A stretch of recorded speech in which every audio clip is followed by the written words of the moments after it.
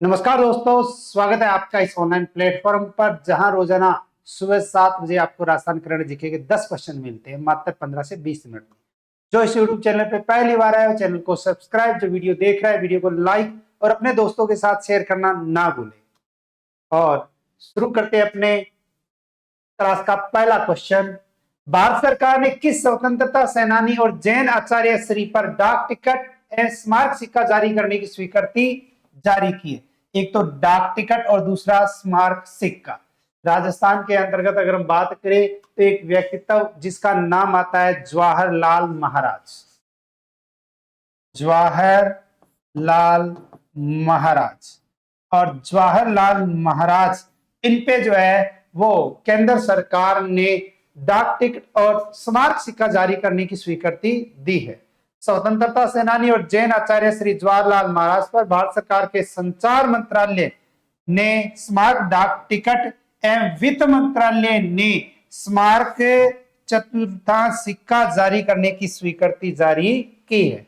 तो अगर हम बात करें जवाहरलाल महाराज जो स्वतंत्रता सेनानी और जैन आचार्य श्री हैं, इन पर भारत सरकार के संचार मंत्रालय ने तो स्मारक डाक टिकट और वित्त मंत्रालय ने स्मारक सिक्का जारी करने की स्वीकृति जारी कर दी है। इस समाज सुधारक और राष्ट्रीय व्यक्तित्व पर स्मारक सिक्का और डाक टिकट उनके 150वें जयंती वर्ष के अंतर्गत जो है वो जारी किया जाएगा। तो बीकानेर में आचार्य के नाम पर है जवाहर विद्यापीठ। तो जवाहर विद्यापीठ जो है वो किनके नाम पर है? बीकानेर में आचार्य के नाम पर है। इसमें जैन संतों के प्रवचन होते रहते हैं और बीकानेर मूल के मुंबई प्रवासी सिद्धार्थ बोत्रा ने बताया कि जसकरण बोत्रा फाउंडेशन मुंबई 2 दशक से इसके लिए प्रयासरत था।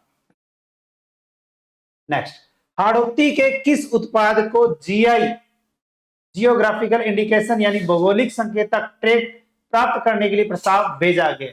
तो हाड़ौती के अंतर्गत एक उत्पाद आता है जिसको जीआई उत्पाद के लिए जो है वो प्रस्ताव के लिए भेजा गया है और ये उत्पाद आता है धनिया। किस उत्पाद को? धनिये के उत्पाद को। तो प्रदेश में उत्पादन का 95% धनिया अगर पूछे तो कोटा संभाग में होता है यानी कि हाड़ौती क्षेत्र में होता है। इसके बावजूद यहाँ के किसानों और व्यापारियों को पूरा लाभ नहीं मिल रहा है। अब जाकर प्रदेश सरकार हाड़ौती के धनिये को विशेष या विशिष्ट पहचान दिलाने जा रही है। सरकार ने जीआई टैगिंग के लिए नाम भेजा है। एक जिला एक उत्पाद योजना में कृषि यूनिवर्सिटी से प्रस्ताव मांगा था और यूनिवर्सिटी ने धनिये का सुझाव दिया है। अच्छी बात यह है कि इसका नाम प्रदेश स्तरीय समिति ने भी संबंधित एजेंसी को दिया है। तो राजस्थान के अंतर्गत एक उत्पाद जिसका नाम आता है धनिया, धनिया को जीआई टैग प्राप्त करने के लिए प्रस्ताव भेजा है जो हाड़ौती क्षेत्र में है। नेक्स्ट, भारतीय रिंग टेनिस महासंघ के अध्यक्ष कौन बने? भारतीय रिंग टेनिस महासंघ के अध्यक्ष अगर हम देखें तो हमारे राजस्थान से बने हैं जिनका नाम आता है ललित कुमार कलाल। ललित कुमार कलाल। ललित कुमार कलाल का संबंध राजस्थान से और राजस्थान के ललित कुमार संघ अपने ललित कुमार कलाल को भारतीय रिंग टेनिस महासंघ का क्या बनाया गया है? अध्यक्ष बनाया गया है।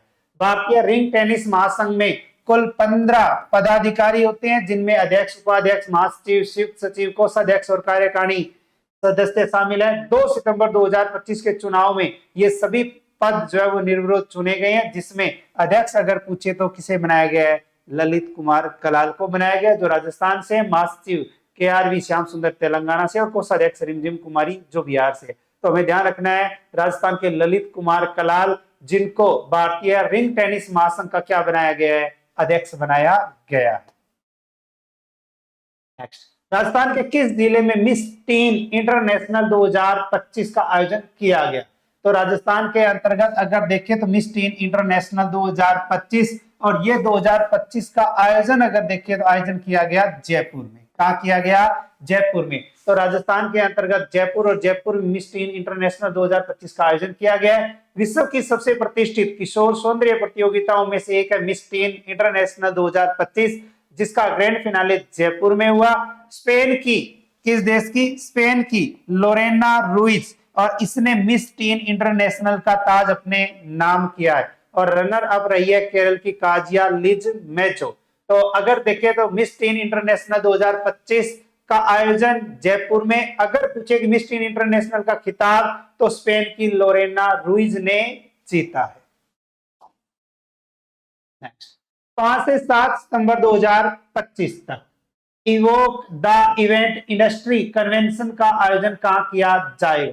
यानी कि 5 से 7 सितंबर 2025 तक evoke the event industry convention का आयोजन, और ये आयोजन किया जा रहा है राजस्थान के जयपुर में। कहां किया जा रहा है? जयपुर में किया जा रहा है। तो एसोसिएशन ऑफ इवेंट एंटरप्रेन्योर्स की ओर से 5 से 7 सितंबर 2025 तक जयपुर में evoke the event industry convention का आयोजन किया जाएगा। 3 दिवसीय, 5 से 7, 5 से 7 3 दिवसीय इस भव्य सम्मेलन में देश भर के wedding planners, corporate house, hospitality expert और इवेंट प्रोफेशनल्स एक मंच पर जुटेंगे। Evoke designed to inspire build to evoke की थीम पर जो है ये आधारित है। तो राजस्थान के अंतर्गत 5 से 7 सितंबर 2025 तक evoke the event industry convention का आयोजन अगर देखें तो जयपुर में किया गया। राजस्थान के किस जिले के गौरव सुखवाल और सौरभ सुखवाल दोनों भाई हैं? गौरव और सौरभ सुखवाल ने स्वीडन में आयरन मैन ट्रायथलॉन को सफलतापूर्वक पूरा किया। तो राजस्थान के अंतर्गत अगर हम देखें तो एक जिले का नाम आता है उदयपुर, और उदयपुर के रहने वाले हैं गौरव सुखवाल और सौरभ सुखवाल। इन्होंने स्वीडन में आयरन मैन ट्रायथलॉन को सफलतापूर्वक जो वो पूरा किया है। तो लेक सिटी यानी कि उदयपुर में 2 भाइयों ने स्वीडन में एक नया रिकॉर्ड बनाकर देश दुनिया में भारत का नाम रोशन किया। दोनों ने समुद्र में 3.8 किलोमीटर में तैराकी की है। ठंडे पानी का टेम्परेचर 10 से 15 डिग्री सेंटीग्रेड था। इसके अलावा तेज हवाओं वाली खुली सड़कों पर 180 किलोमीटर की साइकिलिंग की और 42.2 किलोमीटर की मैराथन दौड़ को पूरा किया। यानी कि समुद्र में 3.8 किलोमीटर की तैराकी, ठंडे पानी का टेम्परेचर जो 10 से 15 डिग्री का था, तेज हवाओं वाली खुली सड़कों पर 180 किलोमीटर की साइकिलिंग की है और 42.2 किलोमीटर की मैराथन दौड़ जो है वो भी पूरी की है। और कौन है? गौरव सुखवाल और सौरभ सुखवाल, दोनों अगर देखें कहां से है तो उदयपुर। नेक्स्ट, केंद्रीय गृह मंत्रालय ने राजस्थान के किस रेलवे स्टेशन को इमिग्रेशन पोस्ट घोषित किया है? तो केंद्रीय गृह मंत्रालय ने राजस्थान के अंतर्गत आता है एक अपना रेलवे स्टेशन जिसका नाम आता है मुन्ना बाब रेलवे स्टेशन। कौन सा? मुन्ना बाब रेलवे स्टेशन काफी चर्चा में है, पूछा जा चुका है कि मुन्ना बाब रेलवे स्टेशन कहाँ है? तो मुन्ना बाब रेलवे स्टेशन है बाड़मेर जिले में, और केंद्र सरकार और केंद्रीय गृह मंत्रालय ने इस स्टेशन को इमिग्रेशन पोस्ट जो है वो घोषित कर दिया है। केंद्रीय गृह मंत्रालय ने राजस्थान के मुन्ना बाब रेलवे स्टेशन जो बाड़मेर है जिले में, बाड़मेर को इमिग्रेशन पोस्ट घोषित किया है जो भारत पाकिस्तान सीमा पर स्थित है और भारत की ओर से अंतिम रेलवे स्टेशन है। यह स्टेशन भारत विभाजन से पहले एक महत्वपूर्ण स्थान था और 1971 के भारत पाकिस्तान युद्ध के दौरान इसका सामरिक महत्व अधिक था।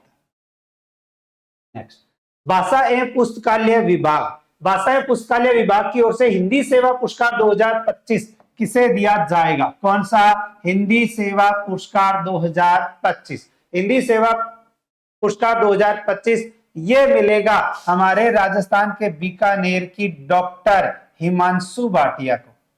डॉक्टर हिमांशु भाटिया, और डॉक्टर हिमांशु भाटिया अगर पूछे कि राजस्थान के किस जिले की है तो बीकानेर की है। बीकानेर की डॉक्टर हिमांशु भाटिया को भाषा एवं पुस्तकालय विभाग की ओर से हिंदी सेवा पुरस्कार 2025 दिया जाएगा। भाषा एवं पुस्तकालय विभाग की ओर से हिंदी भाषा में उत्कृष्ट लेखकों को पुरस्कृत करने की योजना के तहत हिंदी सेवा पुरस्कार 2025 के तहत बीकानेर की डॉक्टर हिमांशु भाटिया को दिए जाने की घोषणा की गई है। भाषा एवं पुस्तकालय विभाग जयपुर के निदेशक एवं पदेन शासन उप सचिव है डॉक्टर राकेश कुमार शर्मा ने बताया कि राज्य सरकार द्वारा गठित चयन समिति द्वारा डॉक्टर हिमांशु भाटिया की चिकित्सा विज्ञान एवं स्वास्थ्य पर लिखित पुस्तक सेरेब्रल पॉल्सी चिकित्सकीय पक्ष एवं दिव्यांग व्यथा कथा और कानून के लिए पुरस्कृत करने का निर्णय लिया गया। इसका मतलब इस पुस्तक के बारे में पूछा जा सकता है।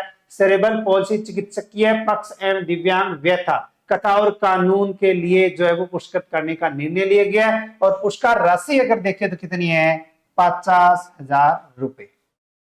नेक्स्ट, जयपुर के राष्ट्रीय आयुर्वेद संस्थान में किसके सहयोग से थाई मेडिसिन स्टडी और रिसर्च के लिए केंद्र स्थापित किया जाएगा? कहा? जयपुर के राष्ट्रीय आयुर्वेद संस्थान में। और इसके अंतर्गत जो है वो जन स्वास्थ्य केंद्र थाईलैंड के द्वारा जो है वो इसका जो है वो कार्य किया जाएगा, यानी कि संभाला जाएगा। तो जन स्वास्थ्य मंत्रालय केंद्र, जन स्वास्थ्य मंत्रालय आता है आपका थाईलैंड, जिसके द्वारा जो है वो जयपुर के राष्ट्रीय आयुर्वेद संस्थान में थाई मेडिसिन स्टडी और रिसर्च के लिए केंद्र स्थापित किया जाएगा। तो जोरावर सिंह गेट स्थित राष्ट्रीय आयुर्वेद संस्थान, इसका थाईलैंड से आए 9 सदस्यीय प्रतिनिधि मंडल ने 3 सितंबर 2025 को दौरा किया है और सदस्यों ने आउटडोर, इंडोर, आयुर्वेदिक, फार्मेसी और इलाज की तकनीकी के बारे में जाना।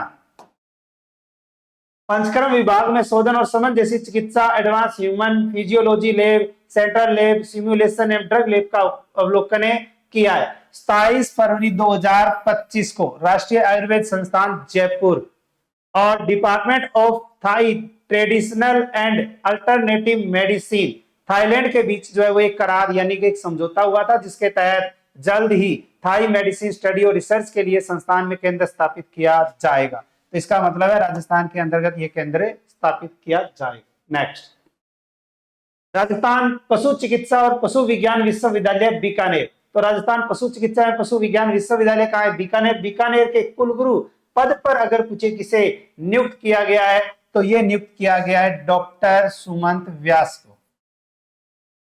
डॉक्टर सुमंत व्यास, तो डॉक्टर सुमंत व्यास को राजस्थान पशु चिकित्सा एवं पशु विज्ञान विश्वविद्यालय बीकानेर के कुलगुरु पद पर नियुक्त किया है। तो राजस्थान के राज्यपाल एवं कुलाधिपति हरिभाऊ बागड़े के आदेश के द्वारा डॉक्टर सुमंत व्यास को राजस्थान पशु चिकित्सा और पशु विज्ञान विश्वविद्यालय बीकानेर के कुलगुरु पद पर नियुक्त किया गया है। पूर्व में पूछा गया क्वेश्चन, कल आपसे क्वेश्चन पूछा गया था कि असंगत दिवस का चयन करें। राष्ट्रीय शिक्षक दिवस 5 सितंबर को मनाया जाता है। अंतर्राष्ट्रीय शिक्षक दिवस 5 अक्टूबर को मनाया जाता है। राष्ट्रीय शिक्षा दिवस 11 नवंबर को मनाया जाता है और अंतर्राष्ट्रीय शिक्षा दिवस 24 जनवरी को मनाया जाता है। सभी सत्य हैं, यानी कि सभी सत्य हैं, इसका ये राइट आंसर है। और कल जिन्होंने टीचर्स डे पर बधाइयां दी थी, कमेंट जो आए थे, उनका बहुत बहुत धन्यवाद। मैंने सबके कमेंट पढ़े हैं, ठीक है, और सभी को राधे राधे भी। इसके अलावा क्वेश्चन फॉर यू के तहत आपके लिए क्वेश्चन है, राजस्थान के कितने खिलाड़ियों को इंदिरा गांधी नहर परियोजना में जमीन आवंटित की गई है? इस क्वेश्चन का आंसर देना है आपको मेन कमेंट बॉक्स में, ठीक है ना। लाइव में नहीं देना, मेन कमेंट बॉक्स के अंतर्गत जो है वो आपको आंसर देना है।